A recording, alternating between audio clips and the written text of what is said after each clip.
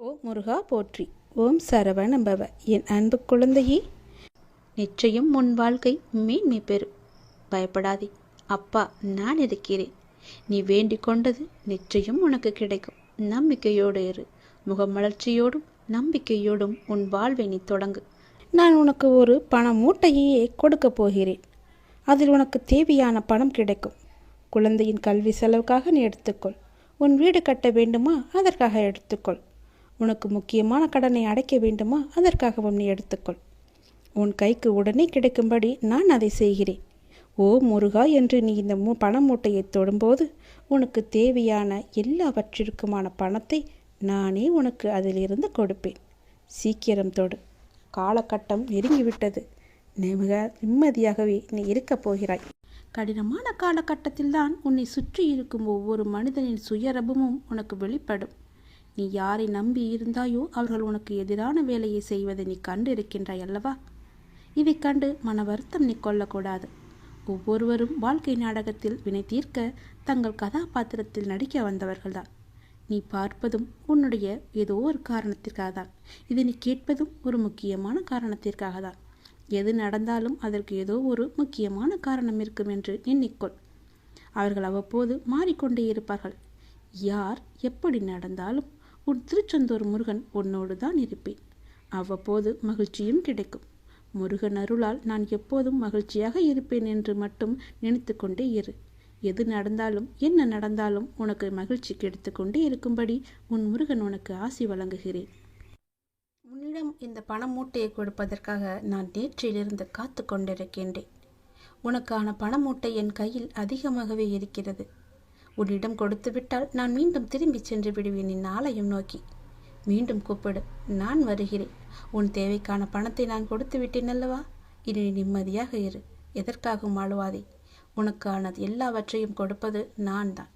இந்த முருகன் இருக்கும்போது நீ எதற்காக யாரை நம்பி இருக்க வேண்டும்? உனக்கு எவ்வளவு தேவையோ, என்ன தேவையோ, எந்த உதவியாக இருந்தாலும் என்னிடம் மட்டுமே நீ கேள். உனக்கான நல்வாய்ப்பை நான் ஏற்படுத்தி தருகிறேன். அது எப்படி, எங்கு, எப்போது, யார் மூலம் என்று யாருக்கும் தெரியாத அளவுக்கு உன்னிடம் வந்து அது சேர்ந்துவிடும். நீ நினைப்பது கொண்டிருக்கலாம், முருகன் என்னை கண் திறந்து பார்க்க மாட்டாரா, என் கவலைகளை தீர்க்க மாட்டாரா என்று உன்னுடைய மனக்குமரல் எனக்கு கேட்டது. அதனால் தான் ஓடி வந்திருக்கிறேன். உனக்கான தேவையை நான் கொடுக்க வந்திருக்கின்றேன். இந்த முருகனின் வாக்கு உனக்கு நிச்சயம் பலிக்கும். ஓம் சரவண பவ என்று இந்த பண மூட்டையை நீ தொட்டதால் நான் அதை உனக்கு தருகிறேன். ஒவ்வொரு நாளும் புதிய நாளாக நீ துவங்க இறைவன் உனக்கு அருள் புரிவார். மிக பெரிய வெற்றி உன் அருகில் இருந்து கொண்டே இருக்கிறது. அதை உடனே தொட்டு விடலாம். கொஞ்சம் யோசித்துப்பார் எப்படி தொடலாம் என்று. நான் உன் அருகிலேயே வைக்கிறேன். முழு வெற்றியையும் நீயே எடுத்துக்கொள்வாய். யாரும் உன்னை குறை கூறினால் அது உண்மையாயின் திரித்துக்கொள். பொய்யாயின் அதை நகைத்து விடு. வீழ்வது வெட்கமல்ல, ஆனால் வீழ்ந்து கிடப்பதுதான் வெட்கம். புரிகிறதா? வீழ்ந்து கிடப்பதுதான் வெட்கம். வீழ்ந்தால் உடனே எழுந்துவிடு. நீ நகைத்து அவர்களுக்கு முன் நகைத்துப்பார். அவர்களே தலை தெறிக்க ஓடிவிடுவார்கள். பேருந்து பயணத்தில் நடத்துனர் கொடுக்க வேண்டிய மீது சில்லறைக்காக முழு பயணத்தையும் நாம் ரசிக்க மறக்கிறோம். அப்படிதான் வாழ்க்கையிலும் சில சில்லறை பிரச்சனைக்காக முழு வாழ்க்கையுமே நாம் ரசித்து வாழ மறந்து விடுகிறோம். ஆகவே விழிப்புணர்வுடன் எது வாழ்விற்கு உகந்தது, எது உகந்ததல்ல என்பதில் கவனத்துடன் இருந்தால் இலக்கை நோக்கி அடைவது மிக மிக எளிது. அனைத்திலும் பேதம் பாராது சமநிலைத்தன்மையை கொண்டிடுங்கள். மனம் அழகாக இருந்தால் காணும் காட்சிகளும் அழகாகவே இருக்கும். ஆகவே மனதில் குப்பையான கீழான எண்ணங்களை ஒருபோதும் சேர்க்காதே. மனதில் நல்ல நேர்மையான எண்ணங்களை விதையுங்கள். நல்லது நடக்கும். எப்போதும் உண்மையை பேச கற்றுக்கொள்ளுங்கள். உண்மைக்கு நிகர் உண்மை மட்டும்தான். பொய் ரொம்ப நாட்கள் வாழாது, சீக்கிரமாகவே மடிந்துவிடும். ஆரம்பத்தில் சற்று சிரமமாகத்தான் இருக்கும். பழகிவிட்டால் பொய் சொல்லவே நமக்கு கூச்சமாக இருக்கும். உண்மைக்கு மிக வலிமையான சக்தி இருக்கிறது. அது சத்தியமானது, வலிமையானது. இறைவனுக்கு இறங்கி வருவார். நாம் வாழ்கின்ற வாழ்வில் அறமாகிய உண்மை இருந்தால் அந்த இறைவனை நம்மை தேடி தானாக இறங்கி வருவார். வாழ்கின்ற வாழ்வில் அறமாகிய உண்மை இருந்தால் அறமாகிய உண்மை இருந்தால் மட்டுமே இறைவன் நம்முடன் கலந்து விடுவார். ஆகவே உண்மை, நேர்மை, சத்தியத்தை எல்லாம் கடைபிடித்து வாழுங்கள். நீங்கள் வாழ்வதில் உயர்வது சின்னம். உங்கள் வாழ்வை யாராலுமே எதுவுமே செய்ய முடியாது. உண்மைக்கு அழிவே கிடையாது. அதை முதலில் தெரிந்து கொள்ளுங்கள். உண்மை சொல்லுவதால் என்ன ஆகிவிடப் போகிறது? ஒரு பொய்யை சொல்லி காலம் முழுவதும் குற்ற உணர்ச்சியுடன் இருப்பதற்கு பதிலாக ஒரு உண்மையை சொல்லி நிம்மதியாக வாழ்ந்து விடலாம். அந்த உண்மைக்கு அவ்வளவு நிம்மதியை தரும் சக்தி இருக்கிறது. அதை நீ மறந்து விடாதே. பொய்யை சொல்லி இன்று தப்பித்து விடலாம், நாளை நிச்சயமாகவே காலம் காட்டிக் கொடுக்கும். அதனால் உண்மையாகவே இருங்கள். நாக்கில் வருவது எப்போதுமே உண்மையான பேச்சாக மட்டுமே இருக்கட்டும். நான் உங்களிடம் வருகிறேன். ஒருவர் தனது இறை பக்தியில் முழுமையும் வலிமையும் அடைந்த பின்னர் அவருக்கு பக்தியானது முத்திவிட்டது என கூறுவதும் வழமையே. எனவே முழுமை, முதிர்ச்சியடைந்த நிலையே முத்தி, முக்தி என்று சொல்வார்கள். முதிர்ந்த பழம் முதிர்ந்துவிடும், முதிர்ந்த உயிர் இறந்துவிடும். எடுத்த காரியத்தை நீ பாதியில் விடாதே. செய்வதை திருந்தச் செய் என்ற உபதேசம் அனைவருக்குமே பொருந்தும். குருவை அடைந்து மரியாதையுடன் கற்றுக்கொள். கற்றதை மனனம் செய்து உருவேற்றிக்கொள் என்பது எல்லா மாணவர்களுக்குமே பொருந்தும். தொழில்நுட்பத்தை தெரிந்து கொள்ள முனையும் மற்றவர்களுக்குமே உரிய உபதேசம்தான் இது. எதற்காக எனக்கு சொல்கிறேன் என்று கேட்டதை, நீங்கள் ஆசைப்படுவதெல்லாம் கிடைக்காமல் இருப்பது உங்களை ஒரு சிறந்த வாழ்க்கைக்கு கொண்டு செல்வதற்காகவே இருக்கும் என்பதை நம்பு. முடிந்தவரை உங்கள் வேலையை நீங்கள் சிறப்பாக செய்து விடுங்கள். யாரிடமும் உங்கள் வேலையை ஒப்படைக்காதீர்கள். உங்களுக்கு கிடைக்க வேண்டிய அங்கீகாரம் தானாகவே கிடைக்கும். நேரத்தையும் வாய்ப்பையும் ஒருபோதுமே வீணடிக்காதே. அந்த தவறுக்கு எந்த காரியம் செய்தாலும் பரிகாரமாகாது. போன நேரமும் திரும்ப வராது. யாருக்காகவும் நேரம் காத்திருக்காது. பொறுத்துக்கொள். நீங்கள் செய்யும் ஒவ்வொரு நல்ல காரியமும் அதற்கான நன்மைகளை காலம் கடந்தாவது அழைத்து கொண்டு உங்களிடம் வந்து சேர்க்கும். வெற்றி என்ற முகத்துடன் உங்களிடம் வந்து சேரும். நீ நிராகரிப்புகளை எல்லாம் கண்டு நெஞ்சு உடையக்கூடாது.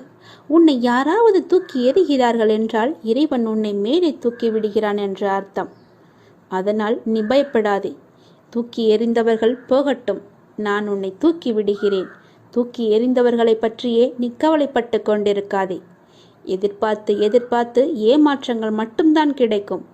என் வாழ்வில் அற்புதங்களை நிகழ்த்துவேன் என்று நீ நம்பிக்கையுடன் காத்திருக்கிறாய் அல்லவா? உன் தந்தை நிச்சயமாகவே உன் வாழ்வில் அற்புதங்களை நிகழ்த்தப் போகிறேன். சில நேரங்களில் நீங்கள் செய்யக்கூடிய செயல்களை எல்லாம் சிந்திக்க வேண்டாம், கற்பனை செய்ய வேண்டாம். அது ஆச்சரியப்படுவதற்கில்லை. எல்லாவற்றையும் சிறப்பாக செயல்படும் என்று மூச்சு விடுங்கள். நம்பிக்கை வைத்திருங்கள். நான் அப்பா, என்னுடைய அப்பா சிறப்பாக அதை முடித்து தருவார் என்ற நம்பிக்கையோடு நீங்கள் காத்திருங்கள்.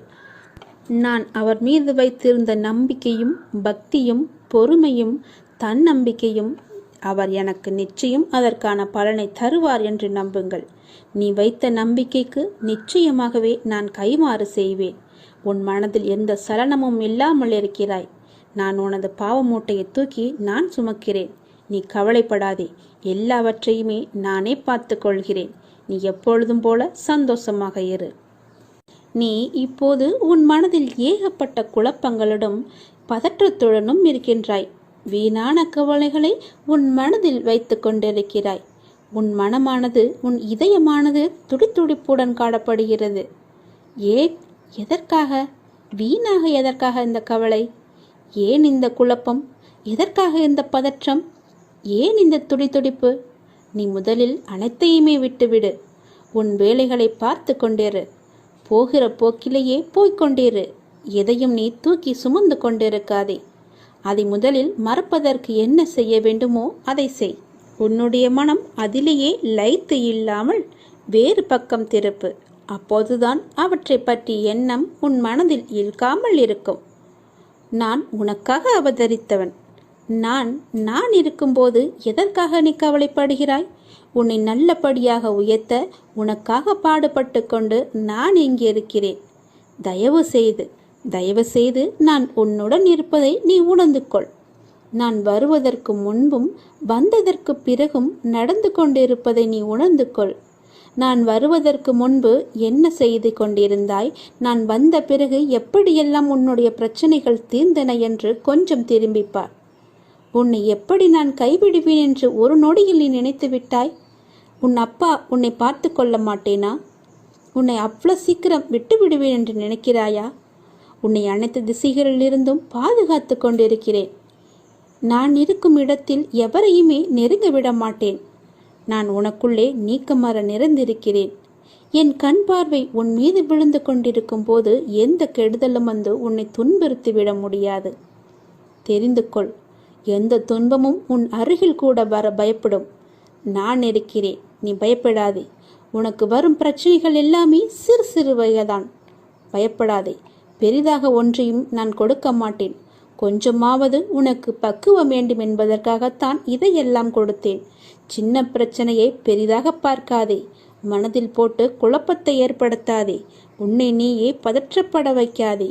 வீணான கவலைப்பட்டு உன் உடம்பை நீ வீணடிக்காதே. உன் இதயம் சீராக துடிக்க வேண்டும். அப்பொழுதுதான் நீயும் நன்றாக இருப்பாய். எப்படி என் வேண்டுகோள்கள் அனைத்தையும் இப்படி நிறைவேறியது என விரைவிலேயே நீ ஆச்சரியப்பட போடுகிறாய். கவலைப்படாதே குழந்தையே. என் கண்ணிலிருந்து வரும் அருள் கதிரால் நீ பாதுகாக்கப்படுகிறாய். அதனால் நீ கவலையை விடு. என்னுடைய கண்ணின் ஒளி உன் மீது இருக்கிறது. என் பார்வை முழுவதுமாகவே உன் மீது மட்டும்தான் இருக்கிறது. என்னை மீறி எதுவுமே உனக்கு நடக்காது. பயப்படாமல் தைரியமாக இரு. சந்தோஷமாகவே வைத்துக்கொள். நீ எப்பொழுதும் அமைதியாகவே இருக்கக்கூடாது. யார் உன்னை கீழே நோக்கி விழ செய்தார்களோ அவரை நோக்கி நீ மேலே எழு. எதற்காகவும் தயங்கி போய் கூனி குறுகி நிற்காதே. உனக்கு துணையாக உன் அப்பன் ஈசன் நான் இருக்கிறேன். நீ கவலையின்றி தைரியமாக மேலே எழுந்து வா. நீ மேலே எழும்புவதற்கு என்னுடைய கையை தருகிறேன். என் கையை பிடித்துக்கொண்டு நீ மேலே எழுந்து வா. நீ ஒரு இடத்தில் அவமானப்படும் போது கூனி குறுகி நிற்காமல் அவதாரம் எடுத்து காட்ட வேண்டும். கீழே வீழ்கின்ற போது விஸ்வரூபமாக எழ வேண்டும். உன் மனம் புண்படுகின்ற போது எல்லாம் புன்னகை செய்.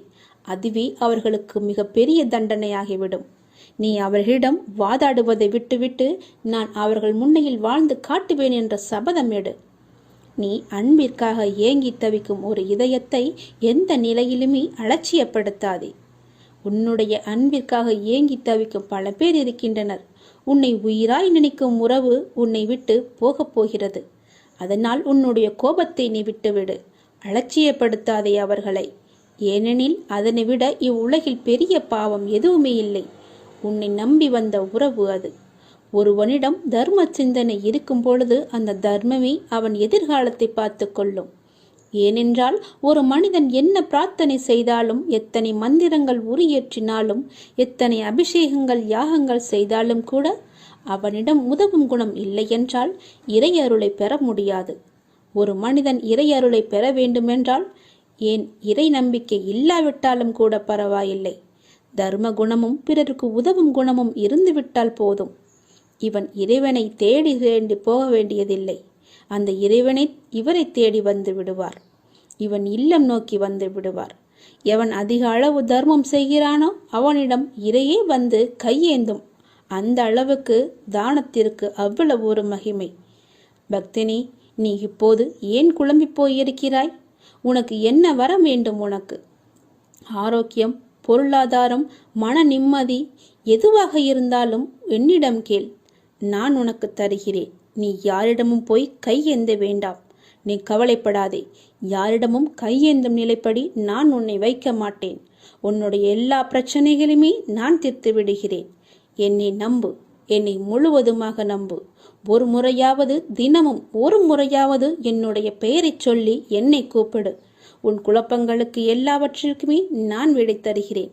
உனக்கு என்ன வர வேண்டும் கேள். நான் உனக்கு தருகிறேன். எடுத்துக்கொள். சந்தோஷமாக வாழு.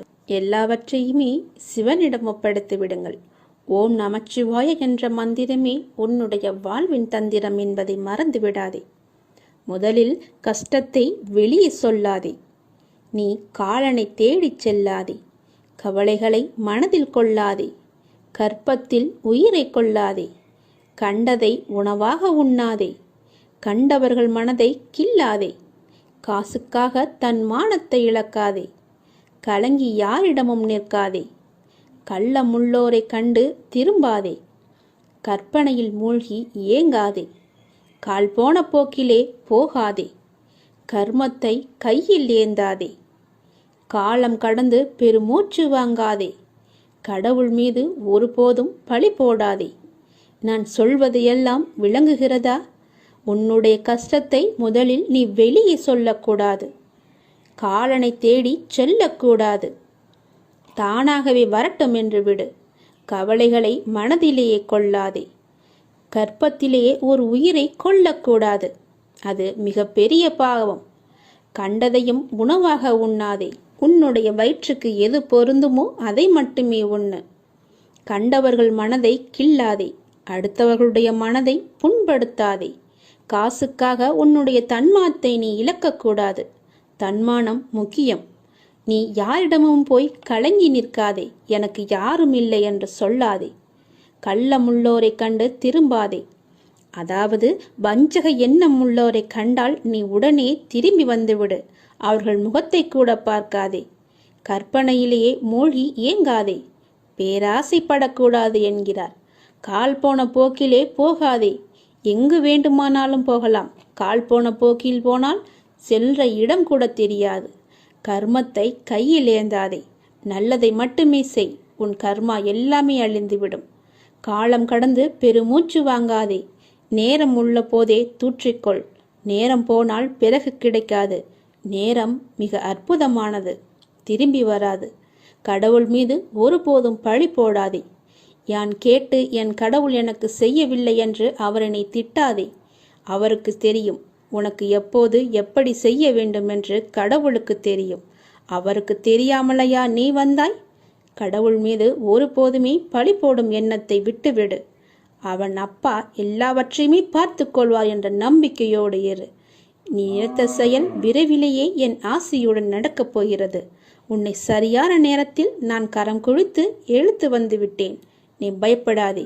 எல்லாமே என்னுடைய ஆசைப்படியே நடக்கும். வாழ்வில் நடைமுறையில் உள்ள சில விஷயங்களை யதார்த்தமாக நீ புரிந்து கொண்டால் இன்பத்தையும் துன்பத்தையும் சமநிலையில் ஏற்கலாம். நீ முயற்றுப்பார். என் துணையோடு எல்லாவற்றையுமே போராடிப்பார். போராட்டமே இல்லாத வாழ்க்கை இங்கு யாருக்குமே அமைவதில்லை. போராட்டத்தை சந்திக்காத எந்த உயிரும் இந்த பூமியில் வாழ முடியாது. தெரிந்து கொள்.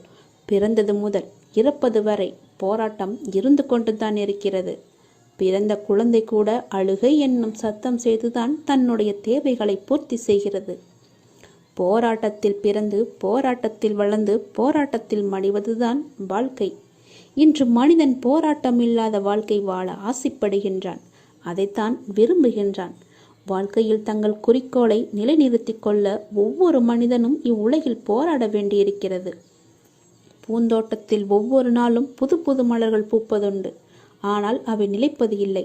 அது நியதியும் இல்லை. அதுபோலத்தான் வாழ்க்கை என்னும் பூந்தோட்டத்தில் ஒவ்வொரு நாளும் புது புது மலர்களாக பூத்து கொண்டிருக்கிறோம். எவ்வாறு பூந்தோட்டத்தில் மலர்ந்த ஒரு பூ நிலைப்பது இல்லையோ அது போலத்தான் வாழ்க்கையும். போராட்டங்கள் இல்லாமல் வாழ்வில் எதுவுமே வெற்றி பெற முடியாது. போராட்டம் இல்லை என்றால் வாழ்க்கை உப்புச்சப்பு இல்லாமல் போய்விடும். வாழ்க்கையில் உங்களுக்கு அழுவதற்கு 100 காரணங்கள் இருந்தாலும் சிரிப்பதற்கு என்னிடம் 1000 காரணங்கள் இருக்கிறது என்று வாழ்ந்து காட்டு. சரியான நேர்மையான வாழ்க்கை பயணப்பாதை முட்கள் நிறைந்த கரடுமுரடான பாதைத்தான். இப்பாதையில் முட்களாகவும் கரடுமுரடான கற்களாகவும் பிறரின் அவமான பேச்சுக்களும் பழிச்சொற்களும் நியாயமில்லாத விமர்சனங்களும் தான் நிறைந்திருக்கும். அதை நீ தெரிந்து கொள். வாழ்க்கை என்பது அவ்வளவு சுலபமல்ல. களையில்லாத தோட்டமில்லை. அதுபோலத்தான் போராட்டம் இல்லாத வாழ்க்கையும் இல்லை. வாழ்க்கை அழகானதாக மாற்றிக்கொள்வது உன்னுடைய கையில்தான் இருக்கிறது. எல்லோருடைய வாழ்விலும் இன்பம் துன்பம் என்று எல்லாமே கலந்துதான் இருக்கும். நாம் அவற்றை எப்படி எடுத்துக்கொள்கிறோம் என்பதுதான் மிக முக்கியம். ஆசையை குறைத்து கொள்ள வேண்டும். மனநிறைவு இருந்தாலே போதும். உன்னுடைய வாழ்வில் மகிழ்ச்சி தானாக நிலைத்து நிற்கும். போராட்டம் இருந்தாலும் கூட யாரும் வாழ்க்கையை வெறுப்பதில்லை. போராட்டங்களை எல்லாம் ஏற்றுக்கொள்ளவும் நமக்கு ஏற்றதாக மாற்றிக்கொள்ளவும் பழகினாலே போதும். வாழ்க்கை பூந்தோட்டமாக மாறிவிடும். உங்களின் வாழ்வில் நல்லது நடக்க வேண்டுமென்றால் நான் சொல்வதை பின்பற்றுங்கள். நீங்கள் எப்படிப்பட்ட பாதையில் பயணம் செய்தாலும் உங்கள் நற்சிந்தனையாலும் நற்செயல்களாலும் மலரும் புதிய பயனுள்ள மலர்களால் பாதையை நிரப்புங்கள். உங்கள் வாழ்வு இனிதாக அமையும். நீங்கள் வாழ வாருங்கள். என்னுடைய ஆசையுடன் நீங்கள் போராட்டத்தில் குதிக்க தயாராக இருங்கள். என் துணை உனக்கு உண்டு. வாழும் ஒவ்வொரு நிமிடமும் இறை சிந்தனையுடன் இருங்கள். இறை சிந்தனை உள்ள பொழுது விழிப்புணர்வுடன் ஒவ்வொரு செயலையுமே நன்றாக துல்லியமாக எந்த குறையும் இல்லாமல் செய்ய முடியும். விழிப்புணர்வுடன் நீங்கள் செய்யும் எந்த செயலும் தவறாவதற்கு வாய்ப்பே கிடையாது. விழிப்புணர்வுடன் செய்யும் செயல்கள் நிச்சயம் ஒரு நாள் வெற்றியை தரும். உங்களுக்கு கிடைக்கும் வெற்றிக்கும் தோல்விக்கும் நிச்சயமாக ஒரு காரணம் இருக்கும். இரண்டையும் ஒன்றாக எடுத்துக்கொள்ள நீங்கள் முயற்சி செய்யுங்கள். வெற்றிக்காக மட்டும் செயல்களை செய்யக்கூடாது. ஒவ்வொரு செயலையும் இறைவனுக்காக நீங்கள் செய்யுங்கள். உங்களை படைத்த கடவுளுக்காக செய்யுங்கள். எந்த ஒரு எதிர்பலனையும் பார்க்காமல் எதிர்பாராமல் எதிர்பார்ப்புகள் இன்றி நீங்கள் செய்யும் ஒவ்வொரு செயலுமே அந்த இறைவனை போய் சேரும். உங்களுடைய புண்ணிய கணக்கில் சேரும். அதற்கு நிச்சயமாக பல மடங்கு பலன்கள் உங்களை தேடி தானாக வந்து சேரும். ஒவ்வொரு நாளின் முடிவிலும் நீங்கள் இறைவனுக்கு நன்றி சொல்ல பழகுங்கள். கண்டிப்பாக அன்றைய நாளில் நன்றி சொல்வதற்கு என்று ஏதேனும் ஒன்று நடந்திருக்கும். அதை நினைத்து இறைவனுக்கு நீங்கள் நன்றி சொல்லுங்கள். விடியும் பொழுது இறைவனின் ஆசியுடன் தொடங்குங்கள். முடியும் இரவும், அதாவது அன்றைய நாளின் முடிவும் இரவும் நன்றி சொல்லி உறங்குங்கள். மறுநாள் காலை உங்களுக்கு நல்ல நாளாகவே அமையும். இன்று எங்களுக்கு அமைத்து கொடுத்ததற்கு மிகவும் நன்றி இறைவா என்று இறைவனுக்கு நீங்கள் நன்றி சொல்லுங்கள். ஒவ்வொரு நாளின் தொடக்கத்திலும் இறைவன் மீது முழு நம்பிக்கையுடன் நீங்கள் தொடங்கி பாருங்கள். உங்கள் வாழ்வு எப்படி இருக்கிறது, அன்றைய நாள் எப்படி அமைந்திருக்கிறது என்று தானாகவே தெரிய வரும். எழுந்திருக்கும் பொழுது சட்டென்று எழுந்திருக்காமல் இறைவனின் பெயரை சொல்லிவிட்டு எழுந்திருங்கள். நன்றாகவே இருக்கும். ஒரு நிமிடம் சுதாரித்து கொண்டு பிறகு ஏந்திரியுங்கள். அப்பாவின் பெயரை சொல்லி எழுந்திரியுங்கள். உங்கள் வாழ்க்கை மீது உங்களுக்கு இருக்கும் அக்கறையை விட உங்களை படைத்த இறைவனுக்கு நிச்சயமாகவே அதிக அக்கறை இருக்கும்.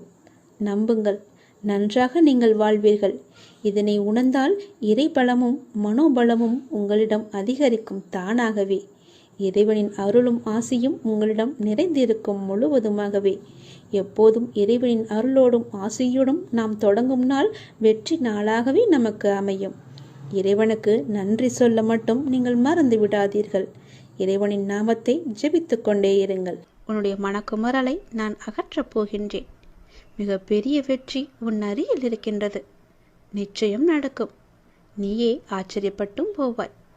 கடந்த கால கஷ்டங்கள், இழப்புகள், ஏமாற்றங்கள், காயங்கள், தோல்விகள் எல்லாம் உன்னை விட்டு மறந்து போகும் அளவிற்கு உனக்கு நான் மிகப்பெரிய மகிழ்ச்சியை, மிகப்பெரிய வெற்றியை நான் தரப்போகின்றேன்.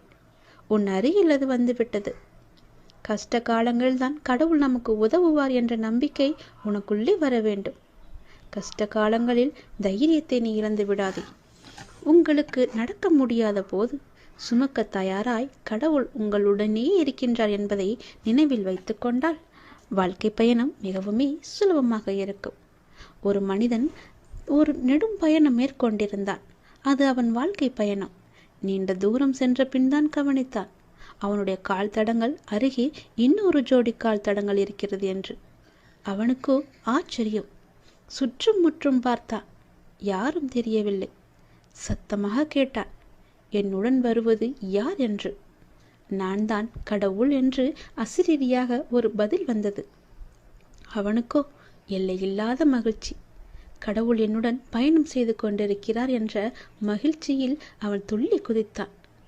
பயணம் மீண்டும் தொடர்ந்தது.